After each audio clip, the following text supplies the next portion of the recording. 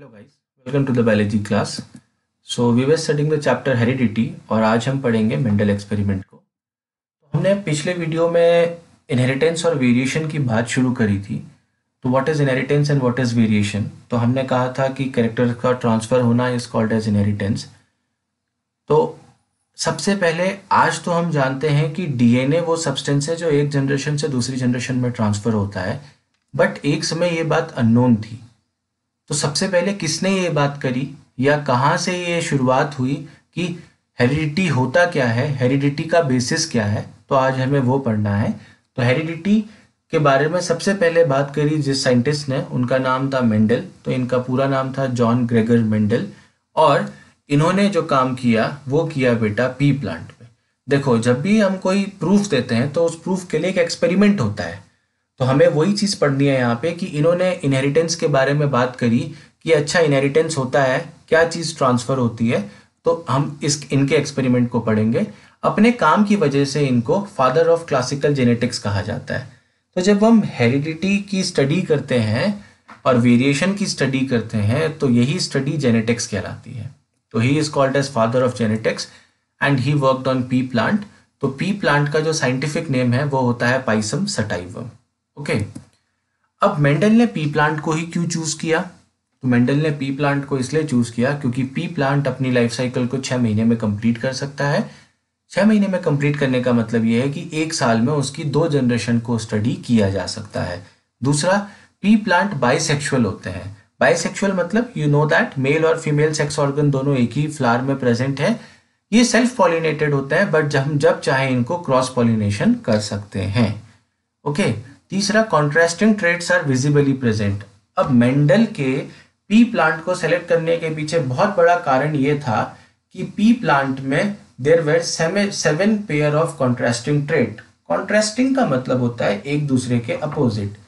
तो मेंडल जब पी पे काम कर रहे थे तो उन्होंने देखा, जब पहला जैसे पॉइंट मेंशन है सीड शेप, तो उन्होंने देखा कि कुछ पी प्लांट में राउंड सीड होता है और कुछ में कैसा होता है, रिंकल्ड होता है। सीड का कलर देखा तो जब उन्होंने नोटिस किया कि कुछ प्लांट्स में येलो कलर है, कुछ प्लांट्स में ग्रीन कलर है, कुछ प्लांट्स में वायलेट कलर का फ्लावर आता है, कुछ प्लांट्स में वाइट जो फली का शेप है, कुछ प्लांट्स में इट इज फुल, कुछ प्लांट में इट इज कॉन्स्ट्रिक्टेड कलर, तो कुछ में ग्रीन है, कुछ पी प्लांट में येलो है। फ्लावर की पोजीशन किसी में एक्साइल पोजीशन में है मतलब साइड में, और किसी में एंड में है तो कह दिया टर्मिनल। और लास्ट इज प्लांट की हाइट। तो कुछ पी प्लांट टॉल थे और कुछ पी प्लांट ड्वार्फ थे।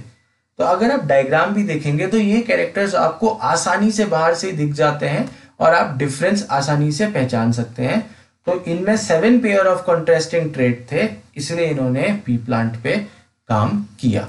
मैं फिर से बता रहा हूं कि हम क्यों पढ़ रहे हैं ये इनहेरिटेंस, ट्रांसफर ऑफ कैरेक्टर्स। तो today we know that DNA get transfer, but एक टाइम पे ये बात पता नहीं थी। तो ये बात शुरुआत करी जिन्होंने वहां, इसीलिए हम मेंडल को पढ़ रहे हैं। तो मेंडल ने क्या किया, आर्टिफिशियल हाइब्रिडाइजेशन एक्सपेरिमेंट किया। अब आर्टिफिशियल हाइब्रिडाइजेशन का मतलब क्या होता है यहाँ पे समझते हैं। देखो, ये 2 अलग अलग पी प्लांट हैं, एक प्लांट में वायलेट फ्लावर है, एक प्लांट में वाइट फ्लावर है।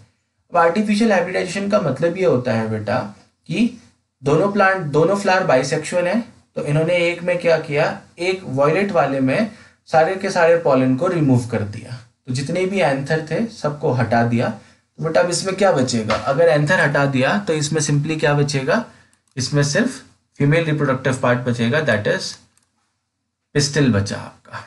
ठीक, अब इस वाइट वाले फ्लावरिंग प्लांट का जब पॉलन मैच्योर हो गया तो इन्होंने इसके एंथर को तोड़ा और इसके ऊपर डस्ट कर दिया। डस्ट करने का मतलब है पॉलिनेशन कर दिया हमने यहाँ पे।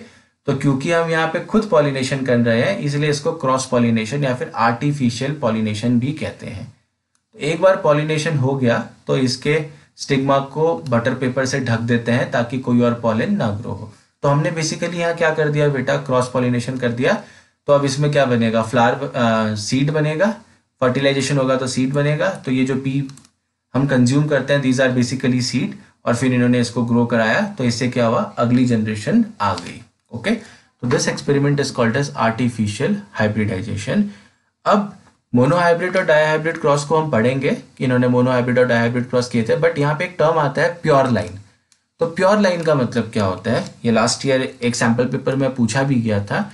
तो प्योर लाइन का मतलब ये होता है कि कोई भी ऐसा ट्रेट जो बहुत लंबे समय तक सेल्फ पॉलिनेटेड है, मतलब इन्होंने जिस प्लांट में ये वायलेट फ्लावर ग्रो कर रहा था और जिस प्लांट में ये वाइट फ्लावर ग्रो कर रहा था पी के, तो इन्होंने ये ऐसे प्लांट लिए जिनके कम से कम पीछे 5-6 जनरेशन तक लगातार सेल्फ पॉलिनेशन हुआ। मतलब इसके जो एंसेस्टर रहे होंगे 5-6 जनरेशन तक के सब सेल्फ पॉलिनेट रहे और सेम में भी सबके सब सेल्फ पॉलिनेशन हुआ। तो यहाँ पे जो मैंने मेंशन किया है कॉन्टिन्यूसली सेल्फ पॉलिनेटेड, मतलब प्योर लाइन किसी ऐसी वेराइटी को कहा जाता है जिसको कम से कम 5-6 जनरेशन तक सेल्फ पॉलिनेट किया गया रहता हो। Okay, that is artificial hybridization. अब मोनोहाइब्रिड क्रॉस और डायहाइब्रिड क्रॉस का मतलब क्या है? तो मोनोहाइब्रिड क्रॉस का मतलब है जब इन 7 में से कोई भी एक ट्रेट को हमने क्रॉस कराया तो उसे कहते हैं monohybrid cross. That is cross between one pair of contrasting traits. मतलब सपोज करो मैंने एक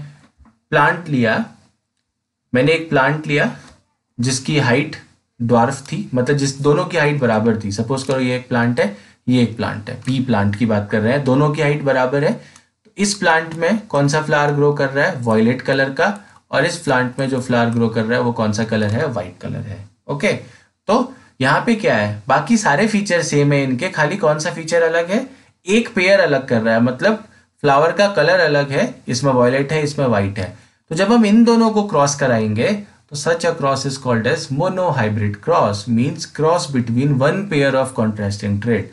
सपोज हम कहते हैं टॉल प्लांट है, ये ड्वार्फ प्लांट है, ठीक है। इसमें भी वॉयलेट फ्लावर ग्रो कर रहा है और इसमें भी वॉयलेट फ्लावर ग्रो कर रहा है। तो देखो फ्लावर तो दोनों सेम है, वॉयलेट ही है, और बस फर्क किसका है? इनकी हाइट का फर्क है। तो ये भी मोनोहाइब्रिड क्रॉस हुआ when there is a cross between one pair of contrasting trait. तो इन्होंने बेसिकली क्या किया, टॉल और ड्वार्फ प्लांट को क्रॉस कराया। तो इन्होंने देखा कि जो फर्स्ट जनरेशन आई, फर्स्ट जनरेशन में सारे के सारे प्लांट कैसे थे बेटा? टॉल थे, ठीक है। फिर इन्होंने इसको सेल्फ पॉलिनेट होने दिया। सेल्फ पॉलिनेट का मतलब है अब इसके फ्लावर के साथ कोई छेड़छाड़ नहीं करी, कोई पॉलन रिमूव नहीं किया, कहीं और से पॉलन डस्ट ही नहीं किया, तो ऑब्वियस सी बात है सेल्फ पॉलिनेशन होगा। और जब इन्होंने फिर इसके सीड्स को ग्रो कराया तो सेकेंड जनरेशन में इन्होंने देखा कि टॉल प्लांट के साथ साथ ड्वार्फ प्लांट भी अपीयर हुए। ओके, तो यही चीज मैंने मेंशन करी है कि Mendel found that all the plant in first generation were tall. फिर इनको सेल्फ पॉलिनेट कराया तो इन्होंने देखा कि सेकेंड जनरेशन में टॉल और ड्वार्फ प्लांट दोनों आए। और ये इनके लिए सरप्राइजिंग भी था। क्यों सरप्राइजिंग था? क्योंकि मेंडल ने सोचा यहाँ तो सारे के सारे प्लांट टॉल हैं, मैं उनको सेल्फ करा रहा हूं, तो इसका मतलब है कि सेकेंड जनरेशन में भी सारे के सारे प्लांट टॉल आने चाहिए थे। बट ऐसा नहीं हुआ, टॉल के साथ साथ ड्वार्फ प्लांट भी आए। ओके, तो मेंडल ने कुछ कंक्लूजन दिया, मतलब कुछ बातें कही मेंडल ने। तो मेंडल ने कहा कि कुछ तो ऐसा है जो पेरेंट से प्रोजेनी में ट्रांसफर होता है, इस कुछ को उन्होंने फैक्टर कहा। आज इन्हीं फैक्टर को हम जीन कहते हैं, ठीक है।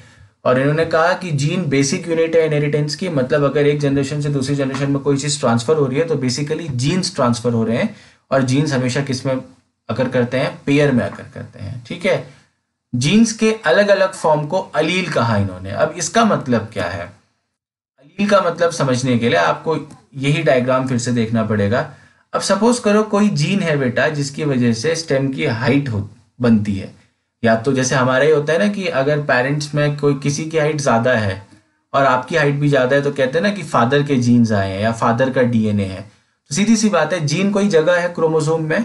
और अब सपोज करो हाइट वाला टॉल वाला जीन आया तो मैंने कह दिया कि मेरी हाइट भी टॉल होगी, और अगर ड्वार्फ वाला जीन आया तो कह दिया हाइट ड्वार्फ हो गई। तो यहाँ पे जो हाइट है, हाइट आपको हाइट की कितनी वैरायटी मिल रही है? 2 वैरायटी मिल रही है बेटा, पहला टॉल और दूसरा ड्वार्फ। तो यहाँ पे हाइट के कितने फॉर्म है? 2 अलग अलग फॉर्म है, one is tall and other is dwarf. तो ये दोनों क्या कहलाएंगे? अलील्स कहलाएंगे। तो various form of a gene क्या कहलाते हैं? अलील्स कहलाते हैं, ठीक है। जैसे फॉर एग्जाम्पल मैंने कहा जीन फॉर हाइट टॉल भी हो सकती है और ड्वार्फ भी हो सकती है। अब ना हमको कुछ टर्म्स पढ़ने हैं बेटा, क्योंकि मेंडल के एक्सपेरिमेंट को हम डिटेल में पढ़ेंगे। ये मत समझिए कि अभी ये खत्म हो गया। तो सबसे पहला होता है ट्रेट। ट्रेट होता है कोई भी कैरेक्टर, ठीक है। फॉर एग्जाम्पल आपके आई का कलर अपने पेरेंट से रिलेट कर सकता है।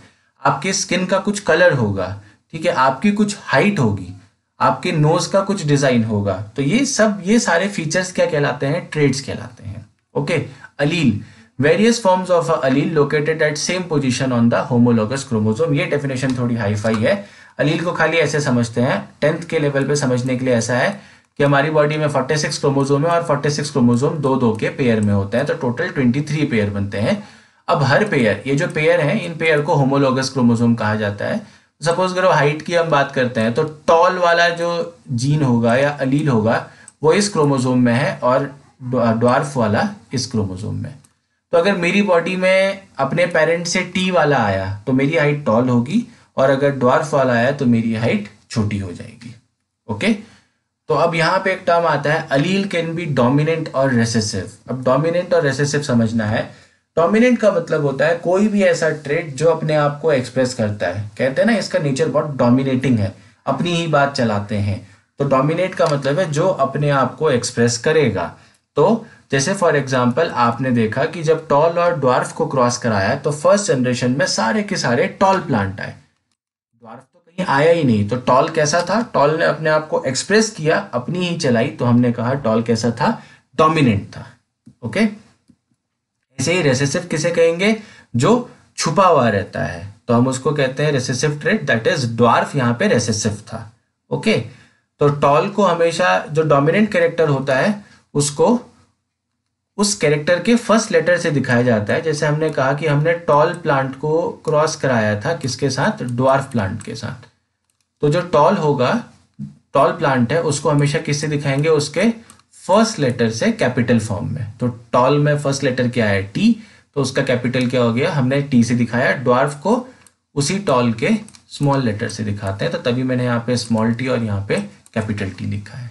ठीक है, फिर आता है अगला टर्म, फिनोटाइप। आप बाहर से कैसे दिखते हैं, मेरी हाइट बड़ी है, छोटी है, मेरी नाक कैसी है, स्किन का कलर क्या है, ठीक है, एक्सटर्नल अपीयरेंस, ये कहलाता है फिनोटाइप। फिर दूसरा होता है जीनोटाइप। अब ये तो बाहर से दिख रहे हैं, हमारी बॉडी में जो भी चीज दिख रही है वो किसकी वजह से है, हमारे जीन्स की वजह से। तो जीन कौन सा है, तो क्या जीन है, तो genetic makeup of an individual is called as genotype. अब जैसे टॉल के लिए जो जीन है उसको हम दिखाते हैं बेटा कैपिटल टी से, और ड्वार्फ के लिए जो जीन है उसको दिखाते हैं स्मॉल टी से। अब आप कह सकते हैं सर आपने यहाँ तो एक ही टी मेंशन किया था, यहाँ पे दो क्यों कर दिए हैं। तो अभी हमने स्टार्टिंग में पढ़ा था, जीन पेयर में आकर करता है, किसी भी जीन को हमेशा दो लेटर से ही डिनोट किया जाता है बेटा। तो ये डोमिनेंट है इसलिए कैपिटल टी, ये रेसेसिव है इसलिए स्मॉल टी। फिर आता है होमोजाइगस और हेट्रोजाइगस। अब होमोजाइगस का मतलब होता है जब किसी जीन में दोनों अलील सेम होंगे। यहाँ पे दोनों अलील कौन से हैं बेटा, टॉल हैं। कैपिटल टी मतलब दोनों कैसे अलील हैं, टॉल हैं। जीन पेयर में होता है। ओके, इसको ऐसे समझते हैं, जैसे ये जीन है तो जीन पेयर में होता है, ठीक है। अब अगर जब ये दोनों, अब ये पेयर क्या कहलाते हैं, अलील्स कहलाते हैं। अब अगर जब दोनों अलील सेम होंगे तो मैंने कह दिया होमोजाइगस। तो कैपिटल टी क्या कहलाता है बेटा, यहाँ पे होमोजाइगस। और ये स्मॉल टी भी है तो भी ये क्या होंगे, सेम है, तो ये भी होमोजाइगस कहलाया। पर अगर किसी जीन में एक अलील डोमिनेंट है और एक अलील रिसेसिव है, तो दो अलग अलग अलील हुए ना, तो that is called as heterozygous. तो यही चीज मैं यहाँ पे मेंशन कर रहा हूँ, होमोजाइगस, हेट्रोजाइगस। ओके, लास्ट आता है F1 जनरेशन, F2 जनरेशन। अब सपोज करो कोई इंडिविजुअल है, उसकी शादी होती है, बच्चे होते हैं, तो जो उसकी बच्चे आए उनको कह दिया फर्स्ट जनरेशन।